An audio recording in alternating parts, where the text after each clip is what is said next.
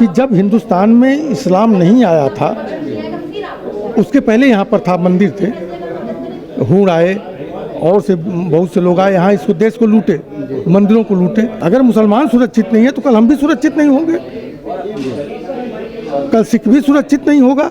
ठीक है, आज हम सुरक्षित हैं, लेकिन कब तक? अगर मुसलमानों के प्रति सरकार को चिंता है तो कुछ ऐसा कानून लावे जो इन समाज का भला हो, इन लोगों का भला हो। वक्त से तो भला कुछ होना नहीं है, भला नुकसान होना है।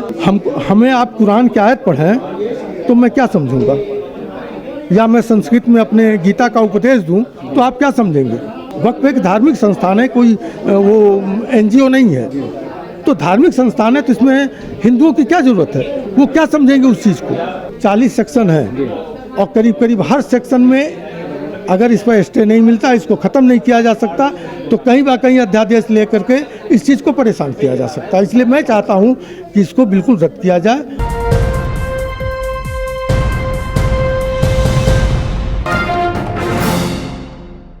इस वक्त हम मौजूद हैं प्रेस क्लब ऑफ इंडिया में। वेलफेयर पार्टी ऑफ इंडिया के वाइस प्रेसिडेंट रविशंकर त्रिपाठी जी हमारे साथ मौजूद हैं।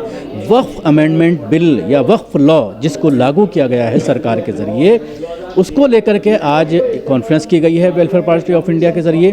क्या कहना चाहेंगे? अभी आपने कहा कि बड़ी संख्या में मंदिरों की प्रॉपर्टीज़ के पेपर नहीं हैं और मुसलमानों से पेपर मांगे जा रहे हैं। हाँ, बिल्कुल सही बात है।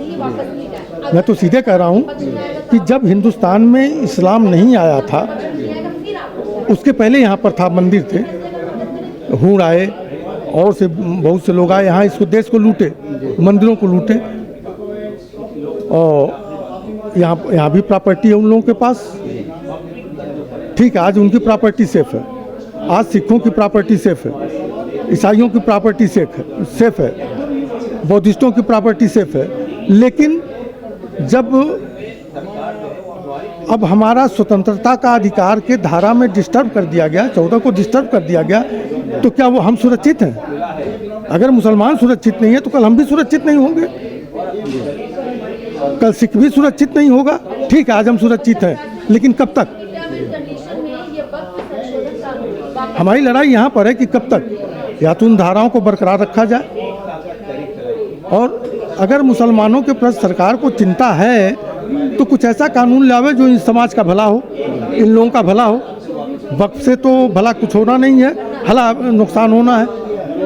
तो मुस्लिम बोर्ड में हिंदुओं को दाखिल करना किस तरह से इसको मानते हैं? वक्फ बोर्ड में ये साफ कर दिया गया है और कोई निश्चित नहीं है कि कितने रहेंगे। नहीं, आप एक चीज़ बता दीजिए, हमें आप कुरान की आयत पढ़ें तो मैं क्या समझूंगा, या मैं संस्कृत में अपने गीता का उपदेश दूं तो आप क्या समझेंगे? या हमारे संस्कार क्या हैं एक पूजा करने के लिए, आपके संस्कार क्या हैं एक नमाज पढ़ने के लिए? एक मुस्लिम समझता है, एक हिंदू समझता है। तो ये जो धार्मिक संस्थान है, वक्फ एक धार्मिक संस्थान है, कोई वो NGO नहीं है। तो धार्मिक संस्थान है तो इसमें हिंदुओं की क्या ज़रूरत है? वो क्या समझेंगे उस चीज़ को कि हम मुसलमानों के लिए कैसे कर सकते हैं?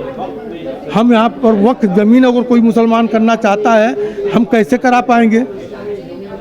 नहीं मालूम है उनको ना, तो उनकी ज़रूरत क्या है वहाँ पर? तो किस तरह से इसको साजिश मानते हैं? साजिश किस तरह से मानते हैं कि ये साजिश है? अगर हिंदू आ जाएंगे तो किस तरह से प्रॉपर्टीज़ पर कब्जा होगा या क्या उसका नुकसान? नहीं, ये गलत है। साजिश क्या है, ये तो बात की बात है। अभी तो ये गलत है, ये नहीं होना चाहिए। जो मुसलमानों की चीज़ है, यही तो आज़ादी हमारी है, धारा 14 ही कह रहा है ना, तो वो देखें अपना। अगर सरकार कहती है कि कौन सा वो पसमानदा मुसलमानों को नहीं कुछ मिल रहा है, तो सरकार इनसे कहे, वक्फ बोर्ड से, जो इनके चेयरमैन हैं, कुछ ऐसे कानूनी उस पर लगावें कि भाई उनको पसमानदा को भी। 11 साल से तो मोदी की भी सरकार है और ज़्यादातर राज्यों में बीजेपी की सरकार है। नहीं, इसके पहले तो एक कानून पास हुआ था ना, जो बीजेपी और कांग्रेस सबने सहमत से पास किया था। अभी उसको अभी उसके बने बहुत ज़्यादा दिन नहीं हुए, फिर उसको बदलने की ज़रूरत क्या आ गई? इसके अलावा दो पॉइंट्स पर तो सुप्रीम कोर्ट ने कहा जा सकता है कि खुद सरकार ने कहा कि हम इन 2 पॉइंट्स को लागू नहीं करेंगे। 40 सेक्शन है और करीब करीब हर सेक्शन में अगर इस पर स्टे नहीं मिलता, इसको ख़त्म नहीं किया जा सकता, तो कहीं बा कहीं अध्यादेश लेकर के इस चीज़ को परेशान किया जा सकता है। इसलिए मैं चाहता हूँ कि इसको बिल्कुल रद्द किया जाए और 2013 में जो कानून बना था उसी को रहने दिया जाए और फिर एक जनमत सर्वे कराया जाए कि अगर ज़रूरत है बदलने की तो बदली जाए। इस तब स्वागत करूँगा, तब मैं इसका स्वागत करूँगा। एक चीज़ सामने आई जब सुप्रीम कोर्ट की टिप्पणियां 2 दिन के अंदर, परसों और उससे पहले जो 2 दिन की सुनवाई हुई, तो उपराष्ट्रपति बयान देते हैं जजों के खिलाफ, सुप्रीम कोर्ट के खिलाफ, और एक अभियान चलाया जा रहा है सुप्रीम कोर्ट के खिलाफ कि फिर पार्लियामेंट की कोई ज़रूरत नहीं है, जब सुप्रीम कोर्ट ही इस तरह के फैसले करेगा। उसके बाद इस तरह की पिक्चर्स जो है पोस्ट की गई सोशल मीडिया पर कि वहाँ पर पाकिस्तान का झंडा, पाकिस्तान का गुंबद। देखिए एक चीज़ बता दें, ये क्वेश्चन तो आप उन्हीं से पूछना चाहिए, क्योंकि हम इस पर कोई आपको वो नहीं कि वो उनसे पूछना, क्योंकि उपराष्ट्रपति हैं, एक सम्मानित पद है, हम उस पद का सम्मान करेंगे। हम उस पद का सम्मान कर रहे हैं, हम राष्ट्रपति जी के खिलाफ कुछ नहीं बोल सकते हैं, उपराष्ट्रपति के खिलाफ नहीं। लेकिन हिंदूवादी संगठन पर तो आप बोल सकते हैं। हिंदूवादी संगठनों ने जिस तरह से इसको लेकर के एक अभियान चलाया कि ज़रूरत नहीं है पार्लियामेंट की, सुप्रीम कोर्ट ही जब कानून के ऊपर सवाल खड़े करने लगे और सुप्रीम कोर्ट के गुंबद को हरा करके दिखाया गया, उस पर पाकिस्तान के झंडे लगाए गए, वही सुप्रीम कोर्ट जिसने कुछ साल पहले बाबरी मस्जिद का फैसला दिया और उस ज़मीन को ये कहते हुए भी कि गिराया जाना, मस्जिद को शहीद किया जाना गलत था, ज़मीन को लेकर के जो फैसला हुआ वो मंदिर के पक्ष में किया गया, उस वक्त बड़ा स्वागत किया गया हिंदूवादी संगठनों के ज़रिए। लेकिन अब इस तरह से जब ये तरह की टिप्पणियां आती हैं तो उसके ऊपर इस तरह की मुहिम चलाई जाती है। देखिए, ये 2 विचारों की लड़ाई है।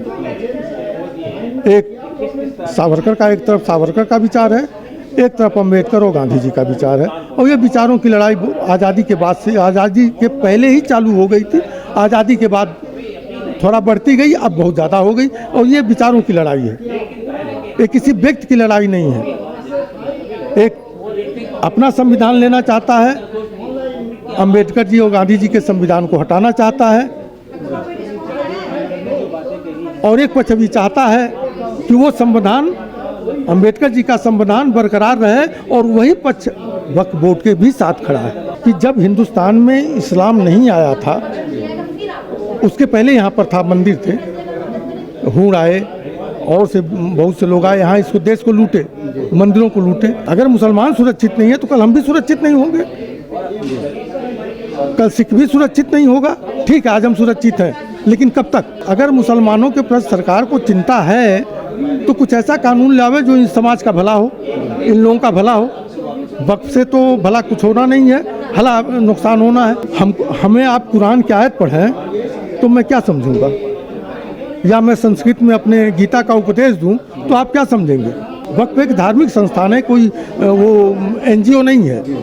तो धार्मिक संस्थान है तो इसमें हिंदुओं की क्या ज़रूरत है, वो क्या समझेंगे उस चीज़ को? 40 सेक्शन है और करीब करीब हर सेक्शन में अगर इस पर स्टे नहीं मिलता, इसको ख़त्म नहीं किया जा सकता, तो कहीं बा कहीं अध्यादेश लेकर के इस चीज़ को परेशान किया जा सकता है। इसलिए मैं चाहता हूँ कि इसको बिल्कुल रद्द किया जाए।